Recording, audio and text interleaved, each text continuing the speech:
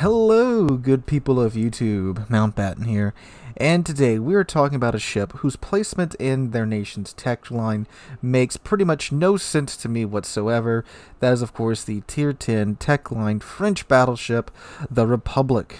Now, the Republique is a ship that, since its announcement and subsequent release, it's never really made sense to me to have it be the Tier 10 in the line, and we're going to look at the line here in a moment. Now, there is some historical quote-unquote basis as to why this ship is the Tier 10, but we'll get to that in a moment. Now, keep in mind, I'm talking from mostly a gameplay point of view as to just the way that the line develops and evolves. It looks like it's going in one direction, and suddenly we get a hard right turn, or left turn, I guess, at the end of the line, and we get the Republic. So let's take a look at the French tech line, battleship tech line, starting out with the Tier 6. So you have the Normandy here, everyone's favorite Tier 6 French battleship. So the Normandy has 12 340mm guns in quadruple turrets, one fore, one aft, and one in the middle. Early dreadnought design, of course, and for some reason it's faster than the cruise liner it's named after, going 31 knots, but hey, video game, you know. Alright, going on to the Lyon, everyone's favorite Tier 7 French battleship, and one that can be quite memey if you get a Lyon train going on. You get 16 340mm guns on an absolute barge of a ship that is much slower than the Normandy at a reasonable 28.4 knots, which is still quite fast for a Tier 7, especially for a ship that has 16 guns on it. And you can see the evolution here, added another gun onto the ship. It's still in that dreadnought-ish style turret layout. Alright, then we get to the Tier 8, the Richelieu, who has 8 15-inch guns, so far the only ship that actually existed in real life, and she has 8 15-inch guns for the superstructure, and a position that's great for going bow in, sitting on an island, or holding a channel down. Then we go to the Tier 9, which is the Alsace. So you've got 12 15-inch guns and a more traditional turret layout. So you can see here, you can see the evolution. We went from a lot of small caliber guns to a decent amount of larger caliber guns. Now we have a large amount of, for Tier 9, smaller caliber guns on the ship. So naturally the next step in the ship's evolution should be a large amount of small caliber guns, or maybe a decent amount or a large amount of decent caliber guns. So maybe something like 12 16-inch guns in a quadruple turret layout for the Tier 10. But no, we get this, the Republic, with 8 431mm 17-inch guns in a turret in front of the superstructure and a turret astern of the superstructure. Yeah. Now, just looking at it like this, it does seem to be something completely out of left field.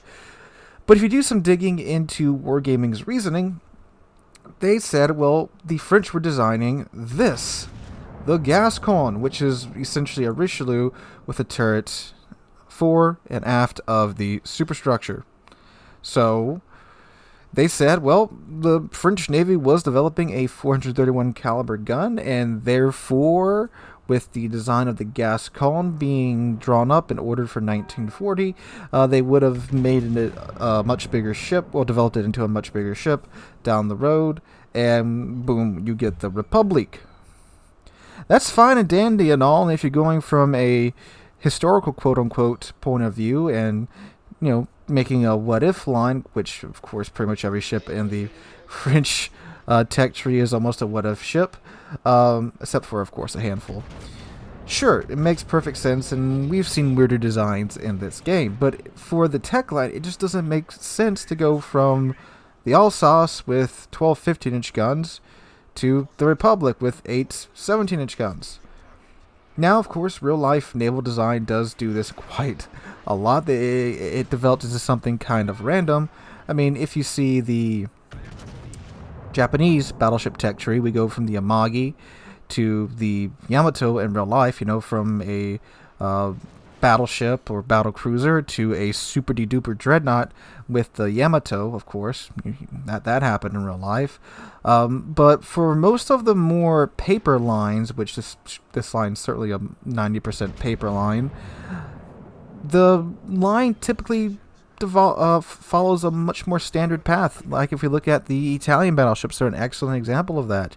You go from the Veneto with its 9 15-inch guns, to the Lepanto with its 12 15-inch guns, then to the Colombo with its 16 15-inch guns. It keeps with that theme there of the gun caliber and then just adding more guns onto it in a standard configuration, where the French design's kind of all over the place. Then it culminates in the Republique. Now, who knows, with them standardizing the lines here, with them removing the GK and replacing it with the Prussia, and then removing the Calvados and replacing it with the Delany, maybe the Republic will be replaced with something that's more along the lines of the development of the Alsace design.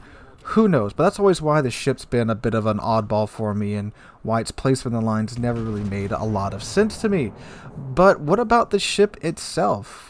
How is it performing in today's World of Warships? Well, the Republic, when it first came out, was met with, shall we say, mixed reviews.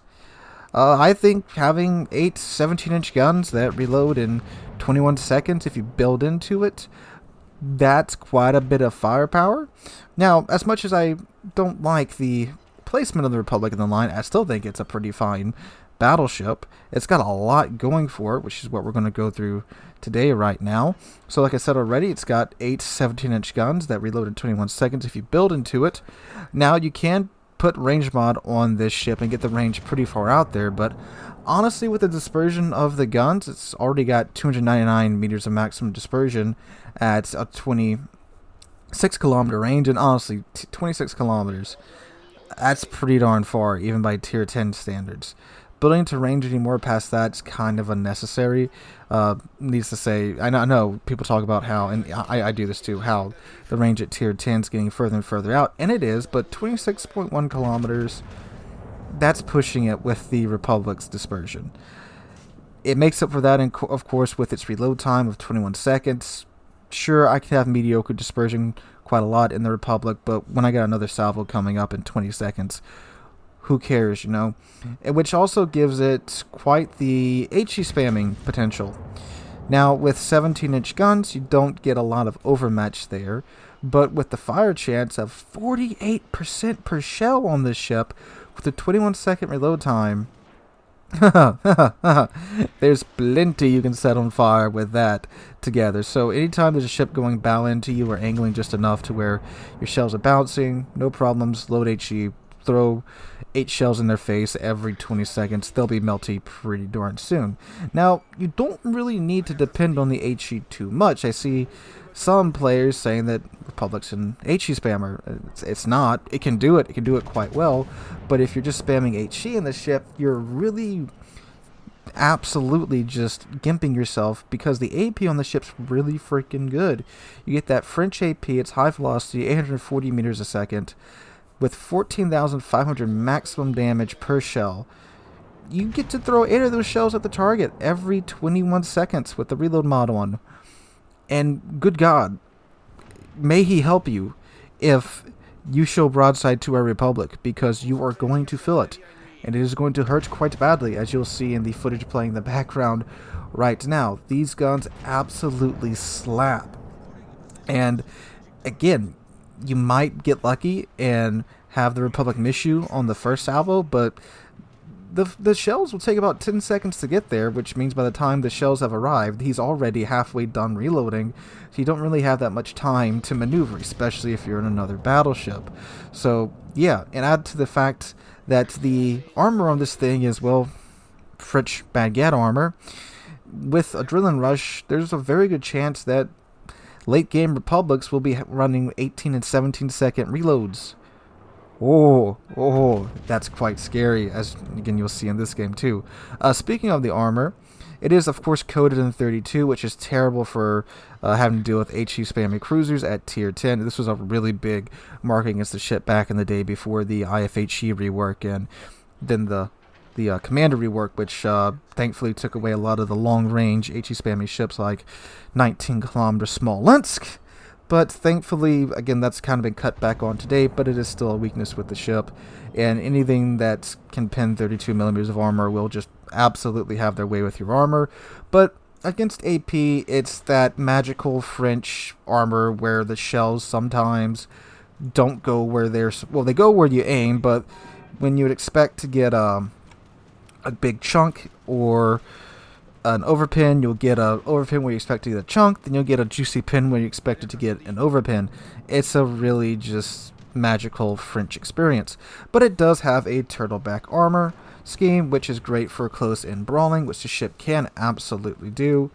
Its main plate is 400 millimeters of armor, which again is great for close-in brawling. Citadel is slightly above the waterline, but protected by the turtleback. If you can get through the turtleback, the Citadel bulkheads are 40 millimeters. So a pretty tough ship here, on paper at least, when you're looking at its main belt and such. Can it not be Citadeled? At range it can. Ironically, my first shot in Republic Citadeled another Republic the day that the French BBs came out. It also has 92,400 hit points and 37% torpedo damage reduction. Before I move on with, past the guns, it must be noted that the Republic at one point in time was a pretty decent secondary ship. It does have 16 127mm guns on top of 9 152mm guns, and these used to be the longest range secondaries in the game. You get them out to 12.1 kilometers, but since the Commander rework came out and such, GK's back on top there with its 12.5 kilometer secondaries. And two, the French secondaries are always very risky to build into because for some reason the German are the only ones that decided to actually armor their secondaries. So it's not uncommon that you'll eat one salvo from like a Conqueror and then all your secondaries are dead on one side, and then all those points you just built into the secondaries just got thrown out of the window. And that's still very true today, so I really wouldn't recommend it anymore, especially after the commander skills rework on top of that, to where you got to have the secondaries firing for 40 seconds to get the full accuracy out of them. AA, the ship used to have pretty good AA, and when I played it for this video, it still feels like it has decent AA, nothing really special. Now, the maneuverability was a bit of a sticking point for me too when I first played the ship. Despite having lighter armor, 32 millimeters of armor all over the place, it's one of the slower base speed battleships at higher tier. It only goes 31.5 knots, and that's with the speed flag equipped. If I were to take the speed flag off, it goes 30 knots base, which again, most tier 10s go 32, but for a line that's up until this point been mostly about speed, it seems kind of odd that it doesn't have the fastest base speed at tier 10. Now, if you pop the speed boost, of course, you're going to be flying up around 34 knots, which is pretty nice for a tier 10 battleship, but it's still not as much as you'd expect, again, for a line that's up until this point been the fastest battleships at their tier. Concealment built into its 14.1 kilometers. So all in all today, with those stats taken into consideration and how this ship plays, is it still worth it to grind up to this ship in 2021? Yeah, I'd say so. Now, is it as strong as it was back in the day? Well, it still has its 8 17-inch guns, still has a 21-second reload time, they haven't touched that. And the AP is still very, very, very good at chunking ships. And there's been more and more ships added that you're very, very good at chunking. Super cruisers? Oh my god. The Republic eats super cruisers for breakfast. Stalingrad's worst nightmare is a Republic with good aim on the enemy team. Now imagine playing against Yoshino, Ozuma, Siegfried, Aguirre, Puerto Rico if you run across one of those. Alaska, any super cruiser player, when they see Republic, they hope it doesn't go to their side, because that 17-inch AP will utterly wreck them. And if not now, especially after the commander rework, the HE from the guns will utterly wreck you too. So yeah, and it is really in that situation where it's like, okay, you want to bounce my shells? No problem, I'll load HE and burn you down. Oh, show me broadside, I'll queue AP up, 21-second base reload time. You could go with the, what is it, gun feeder or expert loader, whatever they call it now, and get that, nice 10-second shell swapping time. But, I mean, really with like a 21-second reload, just queue it up in your tubes and fire what you got now. Not like that facing a bow on target. If you hit their superstructure with this AP, it will chunk it quite a lot. And that's really the only build I would recommend on the Republic, which is the one that I'm running now, which is the standard Battleship main battery build along with survivability. With the HE in the game now, we are still seeing an influx of a lot of HE spammy ships that can pin 32. Again, thankfully their range has been cut down a bit with the rework and such. That's still an issue with this ship. If it can pin 32, it can pin all of your ship. So British BBs love to see this ship. British heavy cruisers love to see this ship. Gunboat DDs love to see this ship too, because even though you're covered in 32 and you do have a good reload time on your guns, the dispersion is still pretty frustrating when dealing with DDs. But again, with the 21-second reload, it kind of makes up for it there, but again, you're only throwing 8 shells at a DD. That's very fast and nimble.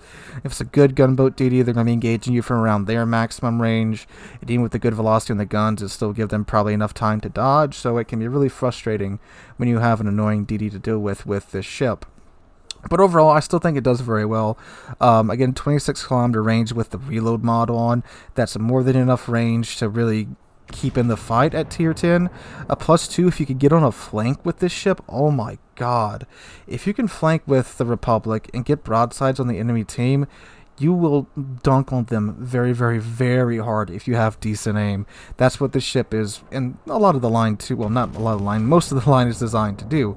It's a fast battleship. It's meant to get on the flank, get the broadside of the enemy team, and start to blap. And it is still very, very, very good at that today. So yeah, I still recommend grinding up to the Republic.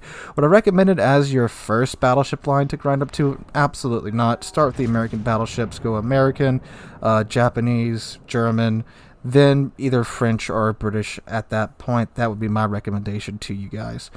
But anyway, let me know what you guys think about the Republic in the comments down below. Do you find it as odd as I do that the ship was placed so weirdly in the tech line? Oh, also too, I can't forget this.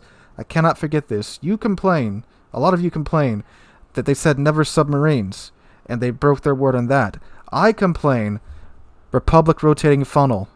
Where's it at? You're supposed to have it. The feature of this ship is her rotating funnel. It was designed to prevent smoke from obstructing gunfire. The detail on the ship worked out to be quite high. I want my funnel to rotate. That looked cool. Gib funnel. Anyway, guys, hope you guys enjoyed today's video. Again, let me know what you guys think about the Republic in the comments down below. If you did enjoy the video, make sure to drop a like and subscribe to the channel. We're going to 35,000 subs, and I can't thank you guys enough for that. Hope you're all having a wonderful Wednesday. Hope to catch you guys in the next one.